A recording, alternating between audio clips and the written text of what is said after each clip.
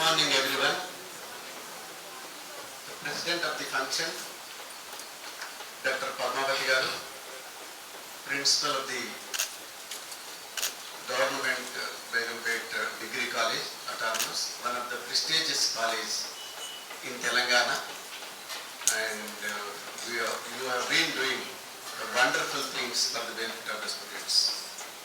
And we have a scholar, a former Vice Chancellor, National Educational Institutions, Professor Janjala Tilak Garu, and my Guru, my well-wisher, and former Vice Chancellor of Usmania University, and presently Chancellor of Tripura, Professor Dr.K.Kamala Garu, and Dr. Kamala, the Seminar Director, and all the distinguished colleagues, friends, and dear students. I feel it is a great honor for me to associate with all of you in this important occasion. When I see this Begumpet Women's College, I feel it is like a great university in Telangana. And I have seen the diversity of students in the higher education institutions. But one of the best institutions which is having a diversity in degree colleges, number one is Begumpet Women's College. You will be surprised to know that as a Convener I have seen 33 district students representing in this college. Really it is great multidisciplinary and multi-diversity. Another important thing, the teachers, when I see the great committed, intellectual and enthusiastic teachers working in this Begumpet University, I feel really proud to associate with you whenever I get an opportunity. And what can I do? I will do for that with the limited resources. And I also mentioned that Dr. Padmavati also very committed and a highly innovative administrator who can take a number of initiatives to strengthen the institutions and benefit the students. So I have an opportunity to work with her when she was also the Deputy Director of Tribal Welfare Residential Institutions. I really felt very happy and I congratulated her to taking that job to cater the needs of the downtrodden as a Deputy Director of a true academician. Coming to this seminar, Dr. Kamala has initiated that new dimensions in higher education in the post-COVID-19, a global perspective. It is also a need of the hour for all of us to discuss for development of the teaching learning methods in educational institutions. The post-COVID, COVID has become a landmark in the human history. When we were the students, we see the history that is the ancient history, modern history, European history, like that. Now we have to make a mark that the post-COVID or the pre-COVID. That is also become a milestone in the journey of education is concerned. So in that context, I feel it is a right time to discuss and debate about what are the new dimensions in higher education in the COVID, post-COVID and global perspective. We have three things I want to mention here. One is the new dimensions of this COVID. The COVID-19 represents an immediate crisis of higher education, creating challenges for enrolled students and traditional institutions. And its impact on our society has been changing of devastating and unfair. Many are forced to change their jobs while may have to lose their jobs. So many crises we have seen. For that matter, we have lost their lives. Thousands of people died in this COVID-19.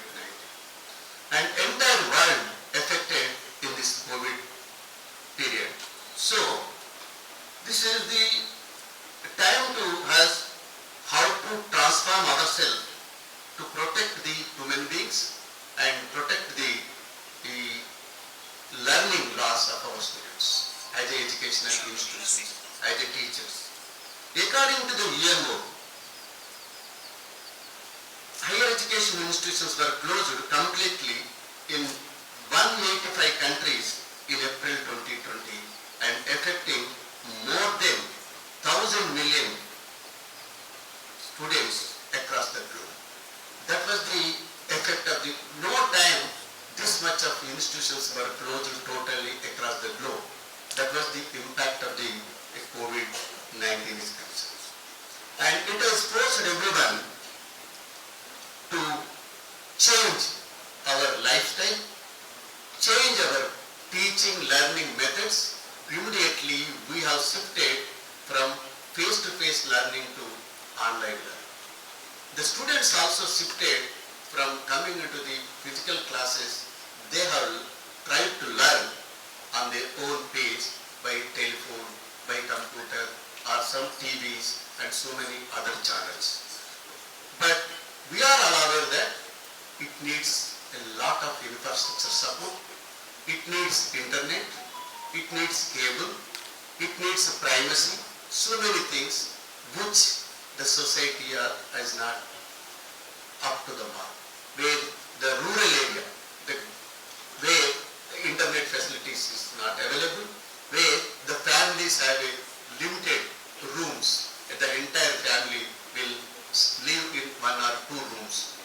This type of things, even for that matter, in the country, some villages still not having electricity facility.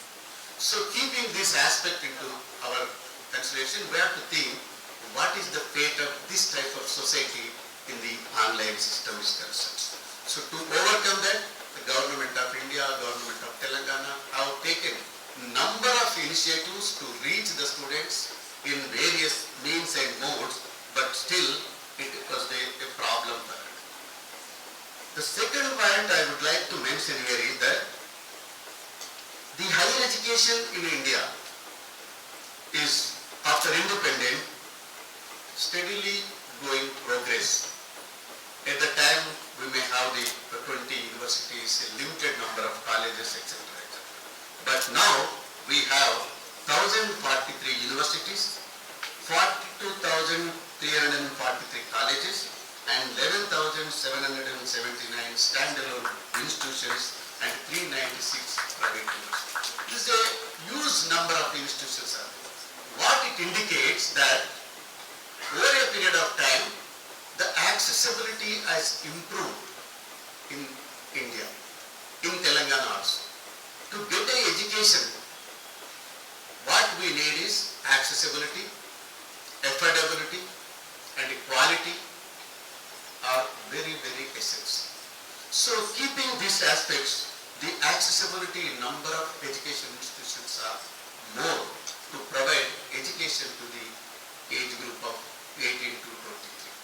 So that's why the number has increased. In Telangana also, we can say that access for the students is number 2 in the country.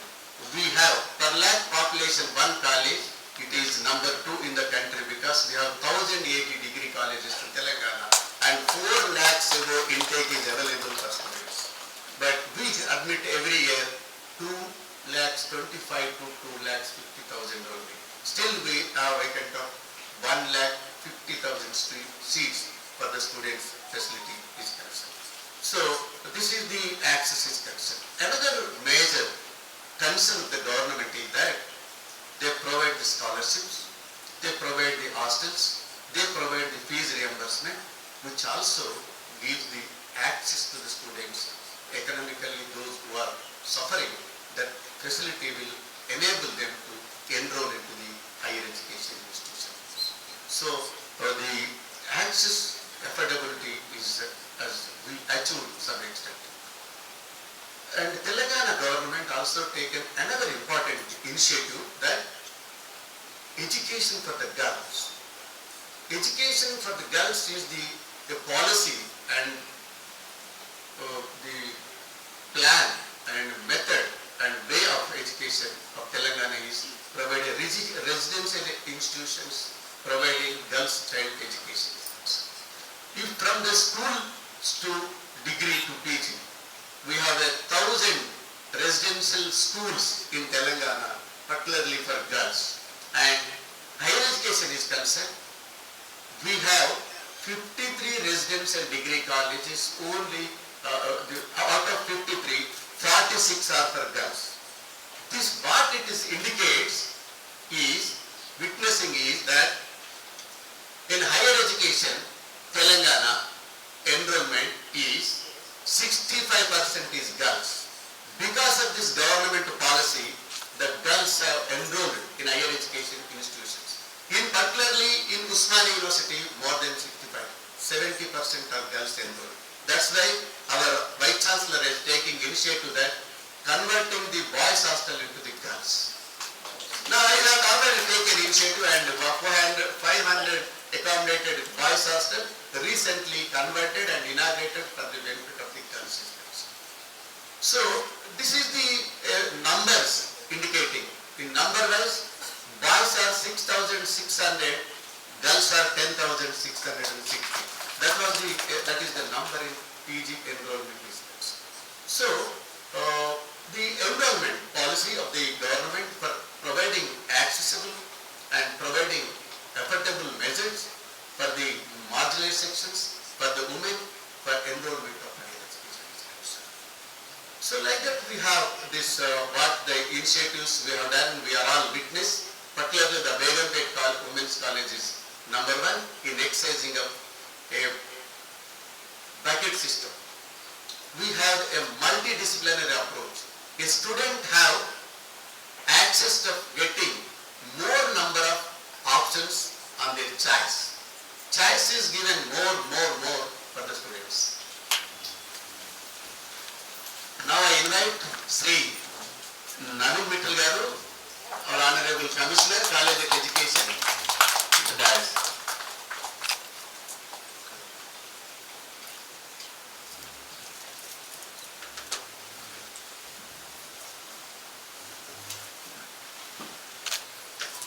On behalf of me and on behalf of all of us, once again I invite Sri Navin Mittal Garu, a dynamic, committed, innovative administrator and who is instrumental for making number of reforms in higher education, particularly in the degree colleges of concerned.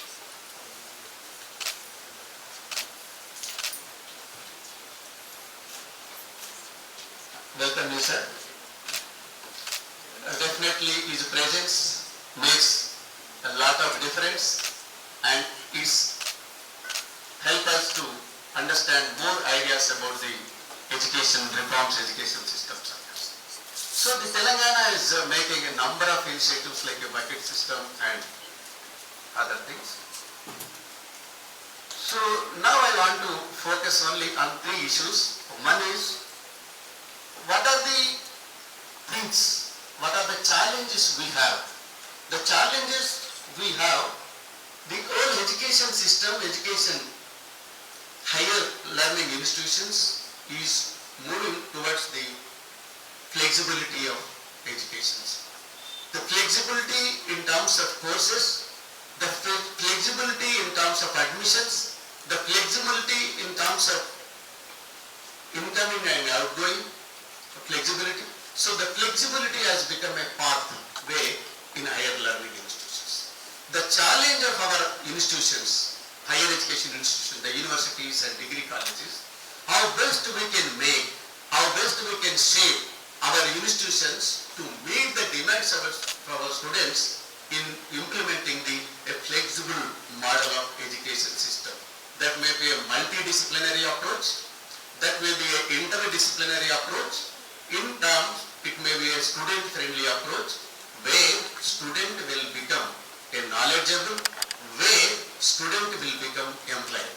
That is the challenge for all of us, and we have made an humble beginning in terms of providing a flexibility system in courses, flexibility system in terms of examinations, Still we have to improve a lot in terms of meeting the true spirit of the flexibility for the benefit of the students are concerned. And what is happening after post-COVID is the ODL system has becoming one of the important open distance learning. The open distance learning resources as becoming one of the important aspects that we have to shift to the online system.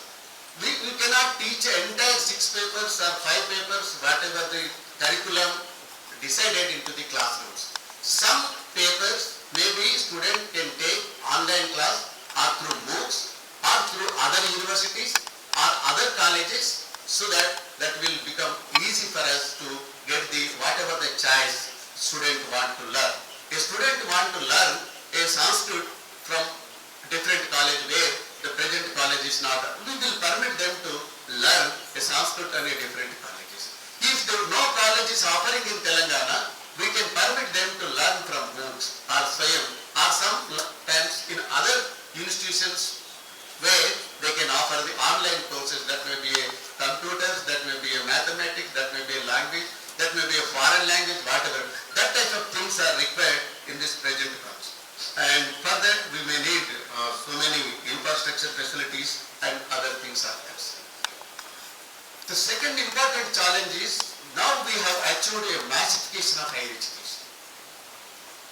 More number of students admitting into the institutions. Thousands of students. The Begumpet Women's College, more than 3,000 students enrolling in this college. In entire Telangana, 2.5 lakh students admitted into the degree courses in first year. But what about the quality of the outcome? How the students are becoming knowledgeable? How the students are becoming employed? This is a challenge for the educational institutions. Most of the students are not becoming employable. There are so many services.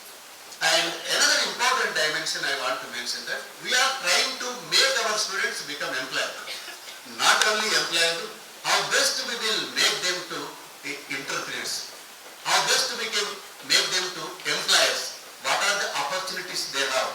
What type of skills we have to provide them to become employers in this society. Everybody cannot get employed. So how best we can make them to become a great entrepreneurs.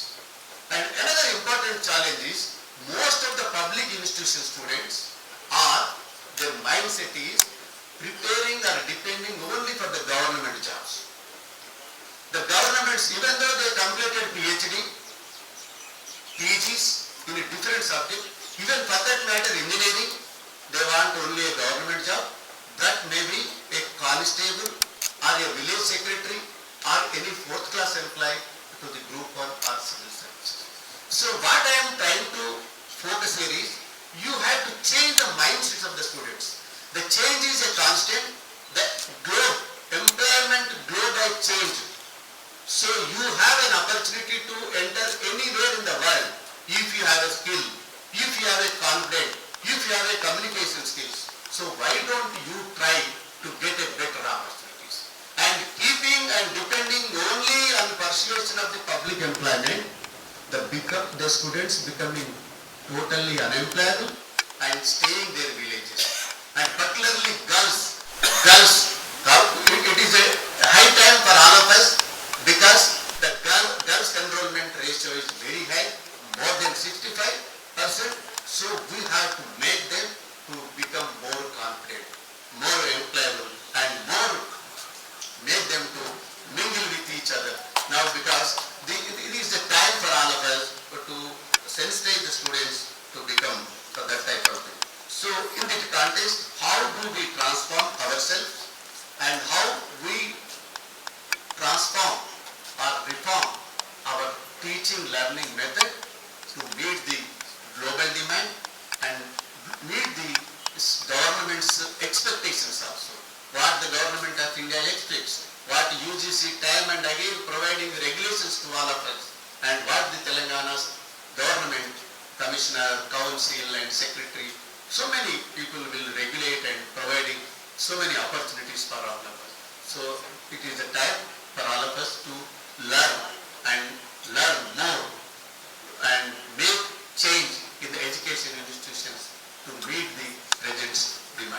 these few words.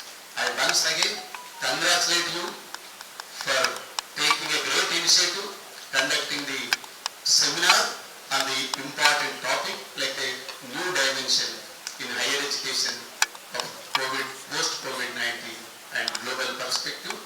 And I wish you all the best for this 2-day seminar. Thank you very much.